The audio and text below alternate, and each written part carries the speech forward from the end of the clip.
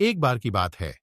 एक बार एक अध्यापक एक संपन्न परिवार के शिष्य के साथ कहीं जा रहे थे, तो उस शिष्य को कुछ मजाक सूझी, क्योंकि उसको रास्ते में किसी गरीब मजदूर के जूते दिखाई दिए।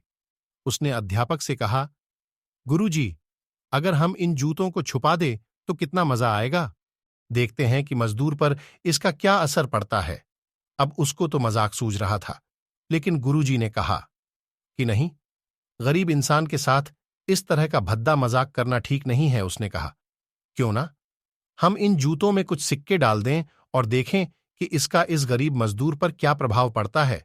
उन्होंने ऐसा ही किया। जैसे ही मजदूर अपना काम करके लौटा और उसने एक पांव अपने जूते में डाला, तो उसको कुछ कठोर सा महसूस हुआ। उसने अंदर हाथ डाला तो उसको कुछ सिक्के दिखाई दिए। वह थोड़ा आश्चर्य में पड़ गया। आसपास किसी को देखा तो कोई भी दिखाई नहीं दिया। वापस उसने दूसरा पैर अपने जूते में डाला और वापस उसको उसमें कुछ सिक्के दिखाई दिए।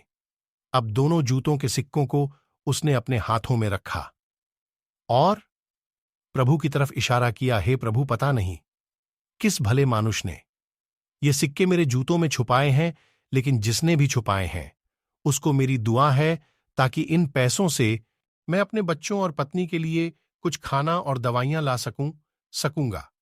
और इतना बोलकर वह चला गया।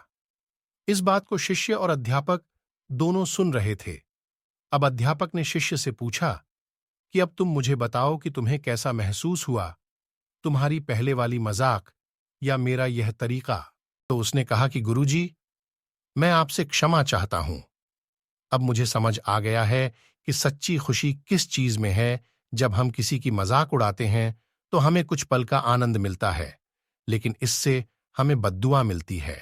लेकिन अगर हम किसी की मुश्किल परिस्थिति में मदद करते हैं और जिसकी भी हम मदद करते हैं उसको भी नहीं पता कि हमने उसकी मदद की है, लेकिन अंदर ही अंदर हमें पता है कि हमने उस इंसान की मदद की है। यही सच्ची खुशी है। जब हम दूसरों को खुशी देते हैं तो हमें सच्ची खुशी मिलती है। इसी तरह खुशियां बांटते रहिए, लोगों की मदद करते रहिए और दान करते रहिए, जिसके भी आप काबिल हो। जितना भी आपसे बन पड़े दान करें, लेकिन दान जरूर करें।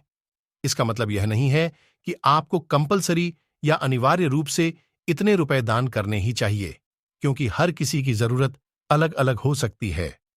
आपका कीमती समय देने के लिए दिल से शुक्रिया।